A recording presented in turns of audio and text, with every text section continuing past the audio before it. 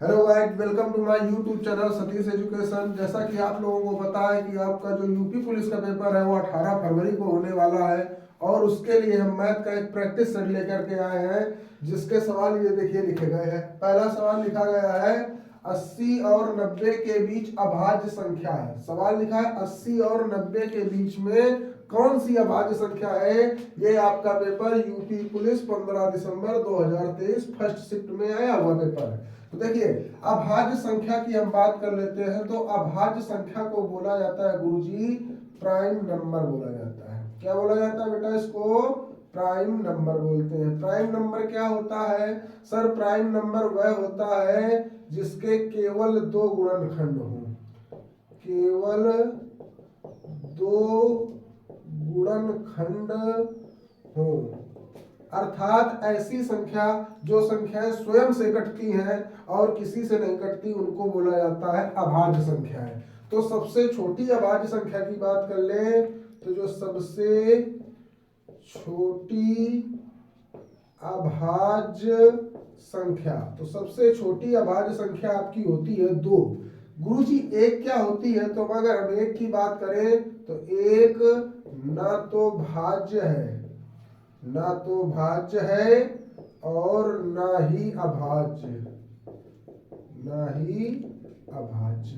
तो यहां पर हमने देखा कि प्राइम नंबर क्या होता है? केवल दो गुणनखंड हो जिनके, वो होती है प्राइम नंबर। सबसे छोटी अभाज्य संख्या 2 होती है। एक क्या है? एक ना तो भाज्य है ना ही अभाज्य है। इंपॉर्टेंट है, आप इस पॉइंट पर ध्यान दीजिएगा। तो सवाल लिखा है 80 और 90 के बीच अभाज्य संख्या बात कीजिए। देखो यहाँ लिखा 81 और 83। तो जो आपका 81 लिखा है ये 9 से कट जाता है, 9 9 81, तो ये तो भाज्य संख्या हो गई। तो आपका ऑप्शन नंबर 1 गलत हो गया। यहाँ पर देखिए 87, 87 आपका 3 से कट जाएगा, तो ये भी नहीं होगा। यहाँ पर 81 है, 81 भी आपका 3 से कट जाएगा। लेकिन यहाँ पर लिखा है 83 और 89, ये ऐसी संख्या है जो स्वयं से कटती है और किसी से नहीं कटती। तो आपका ऑप्शन नंबर डी सही हो जाएगा। 83 और 89 अभाज्य संख्या है। देखिए अगला सवाल हमारा कह रहा है कि दो संख्याओं का योग 28 है और उनका अंतर 12 है। संख्याओं का गुणनफल ज्ञात कीजिए। उत्तर प्रदेश पुलिस 15 दिसंबर 2023 को सेकंड शिफ्ट में आया हुआ क्वेश्चन। क्या कह रहा है? दो संख्याओं का योग 28 है। तो मान लेते हैं पहली संख्या x, दूसरी y, इनका योग हमें दिया गया है 28। आगे कह रहा है और उनका अंतर 12 है, इन्हीं दोनों संख्याओं का अंतर 12 है। तो x माइनस वाई बराबर आ जाएगा आपका 12। तो कह रहा है संख्याओं का गुणनफल बताओ। आपसे सवाल में x और y का मान पूछ रहा है इस प्रकार से।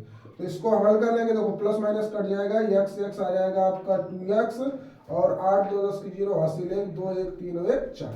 तो यहाँ से इसको डिवाइड कर देंगे तो x की जो वैल्यू आ जाएगी आपकी 20 और x का बराबर 20 अगर हम समीकरण 1 में रख ले या 2 में रख ले तो हमें y की वैल्यू आ जाएगी। तो x का मान 20 प्लस y बराबर आ जाएगा 28। तो यहाँ से आपका जो y का मान आ जाएगा 8 आ जाएगा। तो सवाल में पूछ रहा था दोनों संख्याओं का गुणनफल बताओ। तो x इंटू वाई आपसे पूछ रहा था। तो x का मान हमने गुरुजी 20 निकाला, y का मान हमने 8 निकाला, तो 8 दूनी 16, उत्तर आ गया हमारा 160। तो हमारा क्वेश्चन नंबर 2 का ऑप्शन नंबर सी सही हो गया।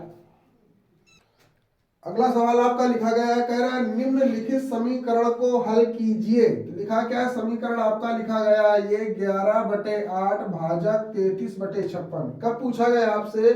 उत्तर प्रदेश पुलिस 19 जून 2018 सेकंड शिफ्ट में सवाल आया हो। अब बताइए इससे ज्यादा हलवा सवाल आपको कहीं मिलेगा पेपर में? क्या लिखा है? 11/18 भाजक 33/56। ये ऑप्शन लिखे आपके 3 सही 1/7, 7 सही 1/3, 3 सही 1/2, 2 सही 1/3। चलिए देखिए किस प्रकार से इस सवाल को हम सॉल्व करेंगे। तो इस सवाल को कैसे सॉल्व करेंगे? ये लिखा है 11/18 भाजक 33 बटे आपका लिखा 56। आपने बचपन में सीखा होगा कि अगर भाग का चिन्ह भिन्न में लगा होता है तो उसको गुणा बना देते हैं और अंश और हर को पलट देते हैं। तो यहाँ से आ जाएगा आपका 11/8 और यहाँ से आपका चला जाएगा 56/33। इसको डिवाइड करेंगे, 11 तिया 33, 8 सते 56, तो आपका विकल्प आ जाएगा 7/3। आप चाहो तो इसको डिवाइड कर देंगे, तो यहाँ से इसको डिवाइड करेंगे, 3 दूनी 6, 6 और 1 7, तो यहाँ से आपका जो ऑप्शन आ गया 2 सही 1/3। तो पहला ऑप्शन था 3 से 1/7, ये तो हो नहीं सकता, तो आपका डी नंबर सही हो जाएगा 2 सही 1/3, ये आपका राइट आंसर हो जाएगा। अगला फिर सवाल कह रहा है समीकरण को हल कीजिए 11/8 इंटू 56/33। देखिए सवाल 2018-19 जून सेकेंड शिफ्ट में ये सवाल पूछा गया है। 2018 फर्स्ट शिफ्ट 14 जून को ये सवाल पूछा गया है। सेम सवाल वही है, बस सवाल में यहाँ पर भाग दिया गया था और इसने इस सवाल को गुणा कर दिया है। देखिए बिल्कुल सेम सवाल है, तो उत्तर भी इसका सेम आएगा। क्या लिखा है 11/8 इंटू 56/33। 11 से काटेंगे 33, 8 से 56, हमारा आ जाएगा 7/3, और 7/3 को भी हमने यहाँ पर लिखा था 2 सही 1/3, तो आपका राइट आंसर आ जाएगा 2 सही 1/3, ऑप्शन नंबर डी सही हुआ। देखिए अगला सवाल आपका कह रहा है 0.4 की पावर 3 माइनस 0.4 की पावर 3/0.7 का whole square plus 0.4 into 0.7 plus 0.4 का होल स्क्वायर का मान ज्ञात कीजिए। देखिए सवाल किस प्रकार से हम लगाएंगे, तो ऊपर देखो आपका सूत्र लिखा है a³ माइनस b³, नीचे लिखा है a² plus b² plus ab। आओ आपको ले चलते हैं पहले ट्रिक के रूप में। देखिए हमारी ट्रिक क्या कहती है, ऊपर हमारा क्या लिखा है a³ माइनस का b³ बटे नीचे आपका क्या लिखा है a² प्लस ab प्लस का ये आपका लिखा है b²। तो आपने फार्मूला पढ़ा होगा a³ माइनस b³ का, तो फार्मूला क्या हो जाता है आपका, एक कोष्टक में a माइनस b, अगले कोष्टक में a² plus ab plus b², तो उससे a वाला कट जाएगा, तो यहाँ से जो आपकी ट्रिक आ जाएगी वो आ जाएगी आपकी a माइनस का b। अगर यही सवाल गुरुजी प्लस में होता, यहाँ पर माइनस ना लग के यहाँ पर प्लस आ जाता और इस प्लस के स्थान पर माइनस आ जाता, तब हमारी ट्रिक नंबर 2 काम करती। इसमें लिखेंगे a³ प्लस b³ बटे आ जाएगा आपका a² minus ab plus b², तो उस सवाल का जो आंसर आता हमारा वो आ जाता है a प्लस का b।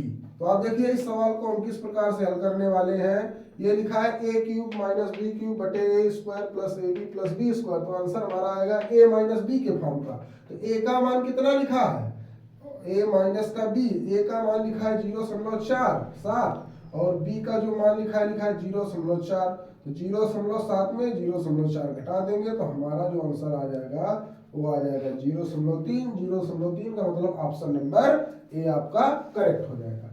दूसरा सवाल ये लिखा है 90 divide 6 multiply 24 minus 8 divide 4 bracket लगा है आपका एंड डिवाइड करना है 3 से। तो इस पर हम बेटा लगाएंगे बॉडमॉस का नियम। बॉडमॉस का नियम, पहले ब्रैकेट को हल करेंगे, फिर आपको, फिर डिविजिबिलिटी रूल को अप्लाई करेंगे, फिर मल्टीप्लाई को, फिर एडिशन को, फिर सब्सट्रैक्शन को। तो पहले इस सवाल को हम कैसे देखे थे हल करते हैं, पहले हमको ब्रैकेट हल करना पड़ेगा। ये ब्रैकेट लगा तो पहले हम ब्रैकेट हल करेंगे, तो इसको क्या लिख सकते हैं 90 भाजक 6 इंटू आपका आ जाएगा 24 माइनस 8 भाजक 4, ये लिखा आपका भाजक 4।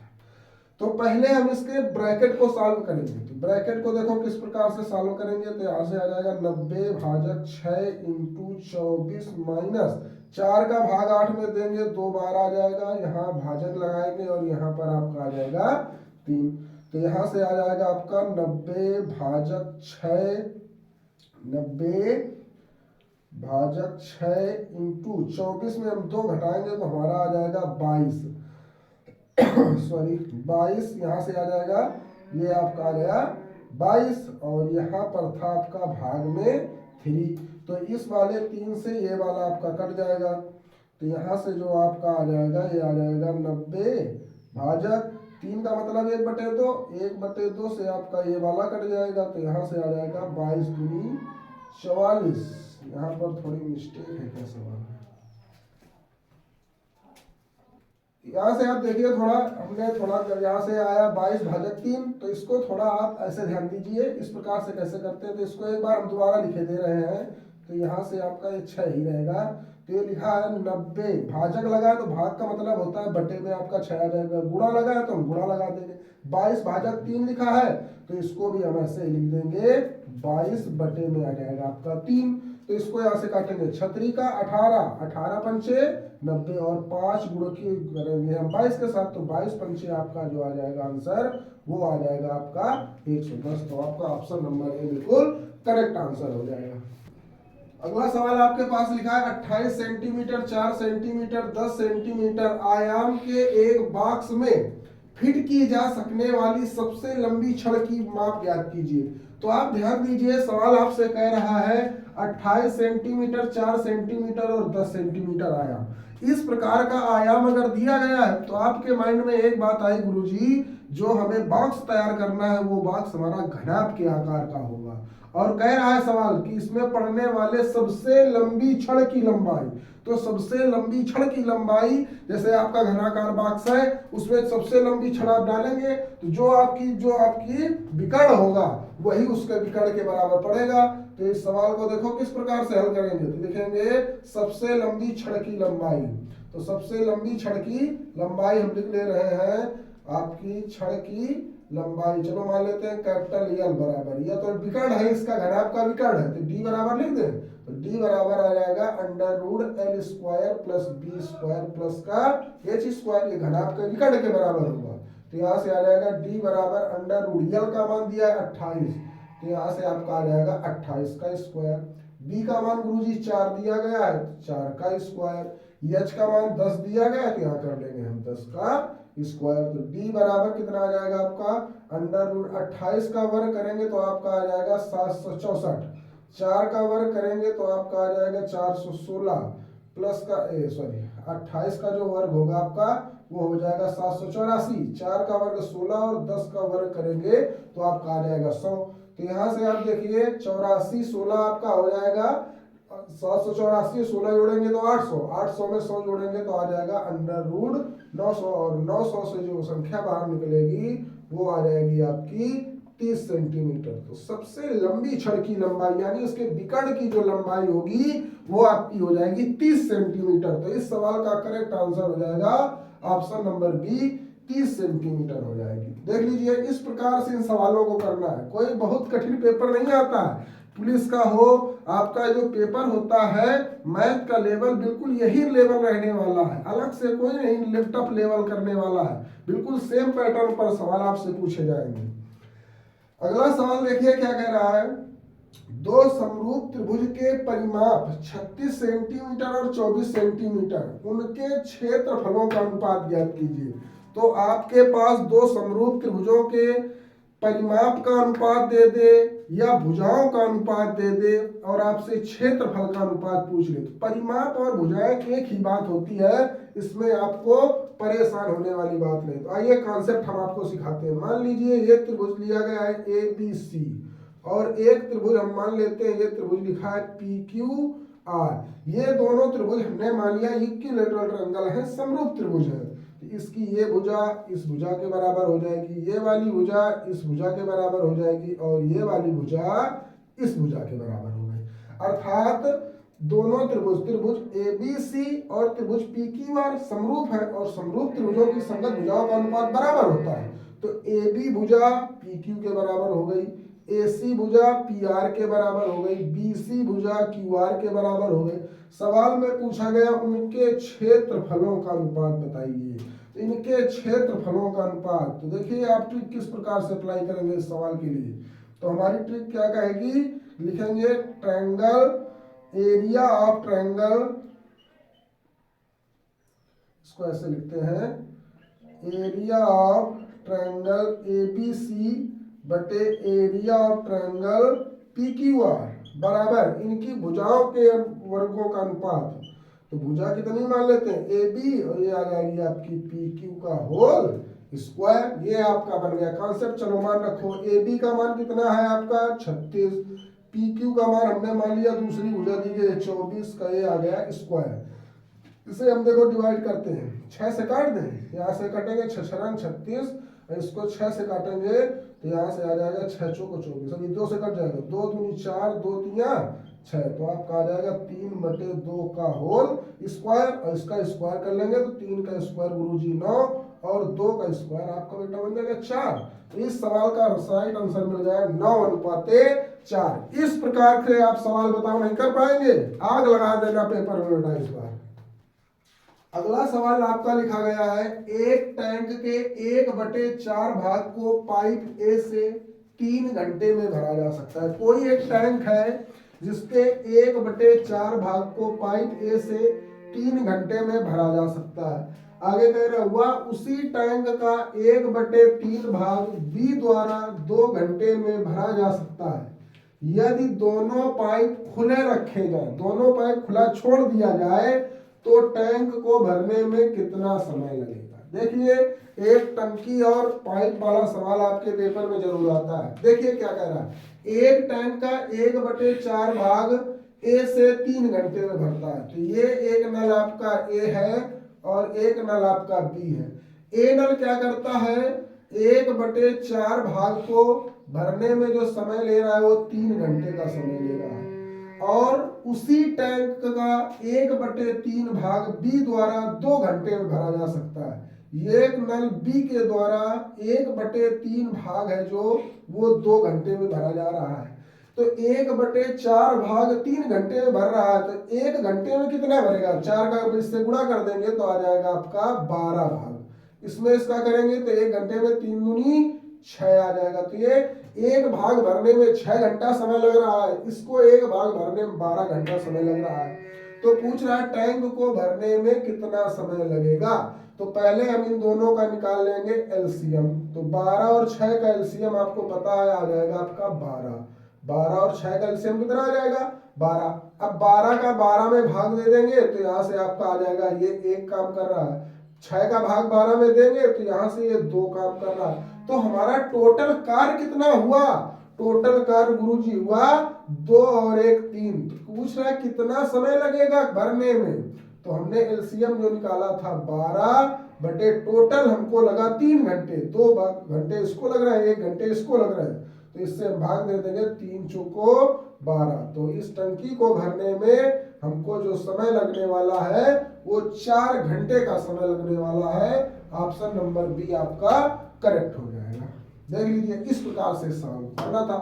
टाइप टंकी और पाइप से एक सवाल आपका एसएससी जीडी में और एक सवाल आपका पुलिस में जरूर पूछा जाता है। तो इस कॉन्सेप्ट के सवाल को आप जरूर पढ़ के जाइएगा।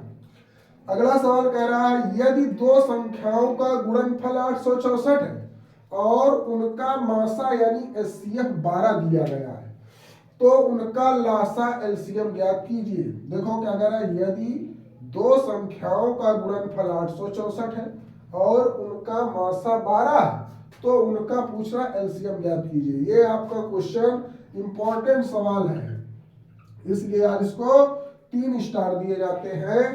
कहाँ कहाँ आपका पूछा गया है, जेल वार्डन में भी आया है, घुड़सवार में आया है, फायरमैन में आया है, और कब आया है, आया 19 दिसंबर 2020 सेकेंड शिफ्ट में आपसे सवाल पूछा गया है। आप बताइए अगर ऐसा सवाल आपसे गलत होता है, इतना छोटा सवाल सरल सवाल गलत होता है, तब वास्तव में दिल से दर्द होता है कि अरे यार कैसे गलत हो गया।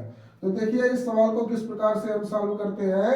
तो इसका सोल्यूशन आप देखिए, 2 संख्याओं का गुणनफल 864 है और मासा और लासा दिया जाए और 2 संख्याओं का गुणनफल की बात हो तो फार्मूला लगता है आपका फर्स्ट इंटू सेकेंड बराबर आ जाएगा आपका एलसीएम इंटू एचसीएफ। सॉरी, तो आपका कॉन्सेप्ट क्या मिला, फर्स्ट इंटू सेकेंड बराबर एलसीएम इंटू एचसीएफ। तो 2 संख्याओं का गुणनफल इसने 864 दे दिया है, देखिए गौर से।